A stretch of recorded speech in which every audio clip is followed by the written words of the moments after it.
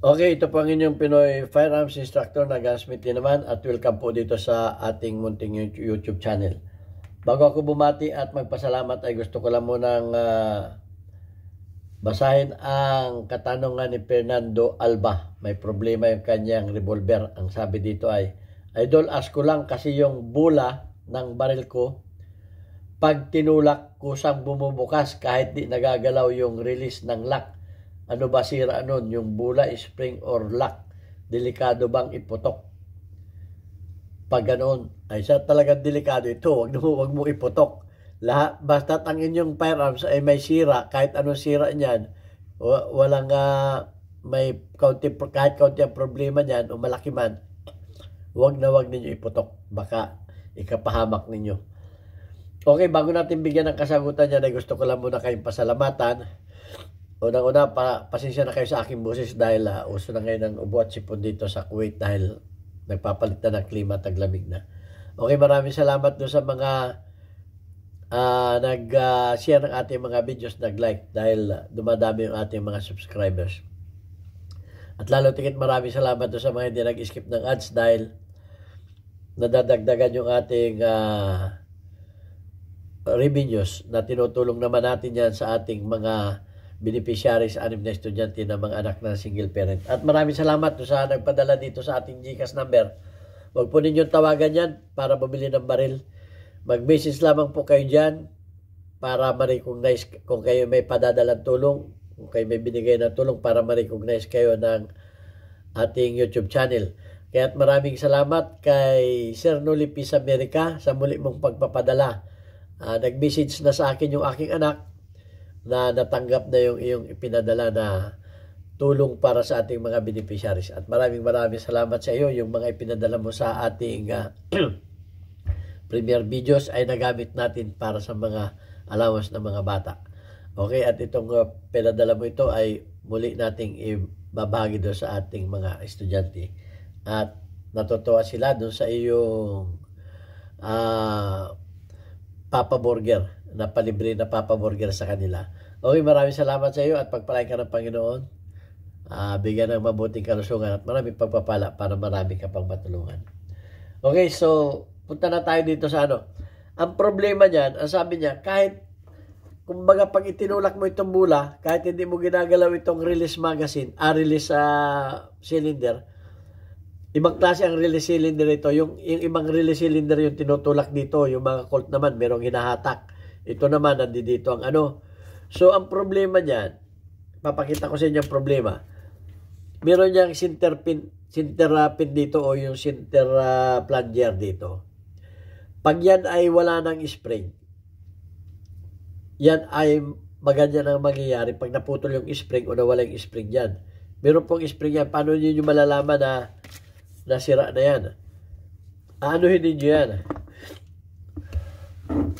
Ganito. Titingnan ninyo kung yan ba ay lumalaban. Okay? Pag yan ay nakalubog, yan ay kusang bubukas dahil yan ay hindi papasok dito sa butas dito. Kasi may butas na pinapasukan yan dun eh. Okay, so yun ang magiging problema niyan. Yun ang naglalak dyan. At doon naman, may plunger naman yan. Para pag bubuksan mo, pag itinulak mo naman yung release dito, itutulak naman niya ito. Itutulak niya ito. Itutulak niya ito at mabubuksan mo. Pero kung pag yung plunger na yon ay hindi gumagalaw, halimbawa, nag-stack, hindi umatras, ay magkakaproblema rin. Magkakaproblema. Halimbawa ito, papakita ko sa inyo. Halimbawa ito ay susundutin ninyo. Pag yan ay hindi lumulubog, pag sinundot ninyo at hindi lumubog, ibig sabihin naka-stack, ayan o. Dapat yan lumulubog pag sinusundot ninyo yun. Yung plunger na yun, yung nasa gitna na yun. Dapat yan lumulubog. Yun o. Kasi pag hindi lumulubog yan, ay hindi papasok yung yung center pin. Ito. Dapat yan ay pagka inano ninyo yung release button, halimbawa, inano ninyo yung release button, yan o, lulubog dapat yan. Yan o, lulubog yan. Pag ginagalaw ninyo yung release button. Pero pag ginagalaw ninyo yung release button, at yan ay nanatiling nakaganyan, ay di hindi ito papasok. Hindi ito papasok, itong pin na to. Dahil nga naka-stack yun, hindi niya kayang itulak.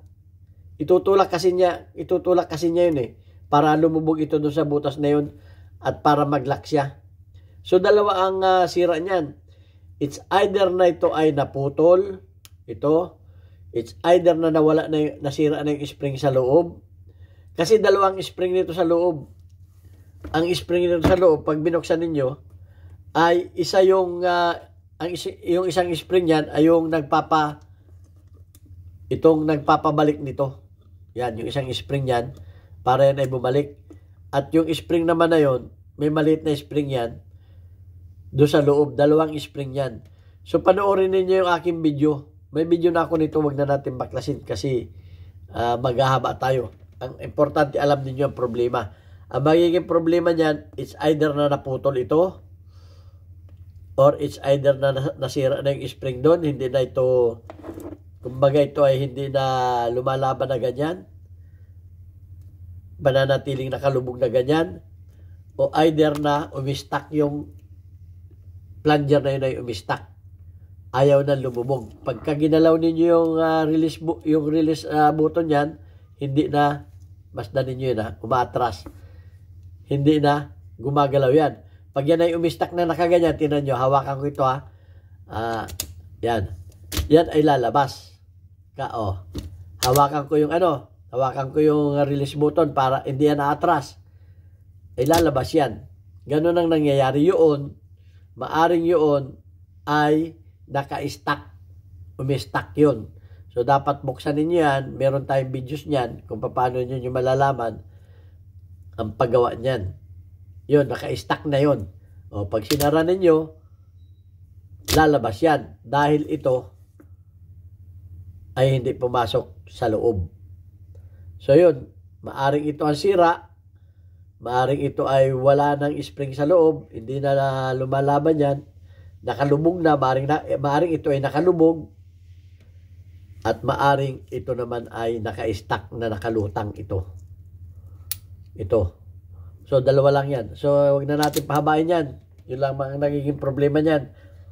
At sana panoorin ninyo yung mga videos ko nung una para malaman ninyo yung pagbabaklas niyan at pagbubukas. Dahil kung paulit-ulit tayo, ay hahaba tayo. Pero yun ang sira niyan para malaman lamang ninyo.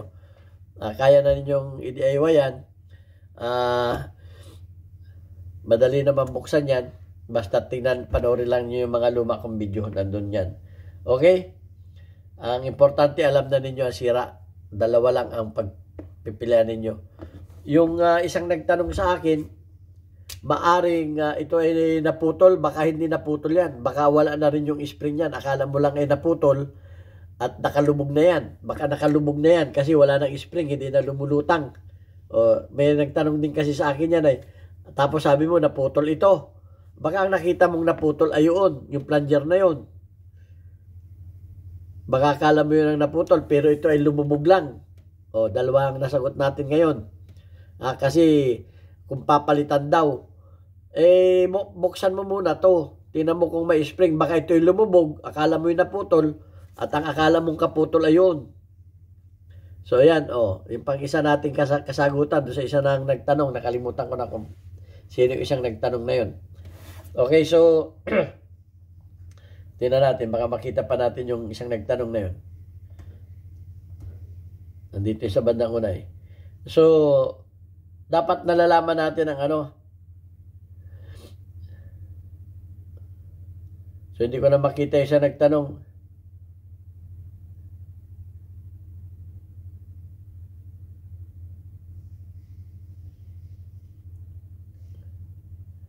So, hindi ko na nakita yung isa nagtanong.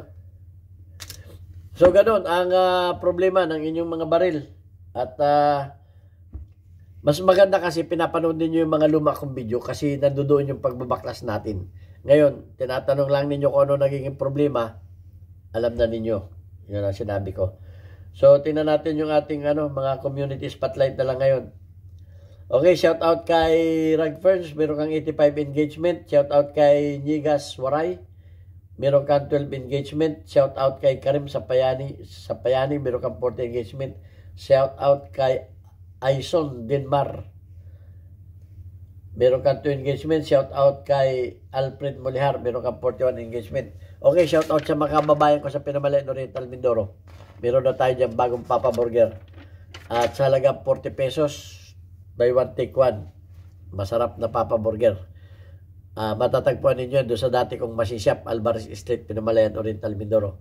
Marami pang pagkain kayong ma-order dyan. Okay, God bless. Thank you very much.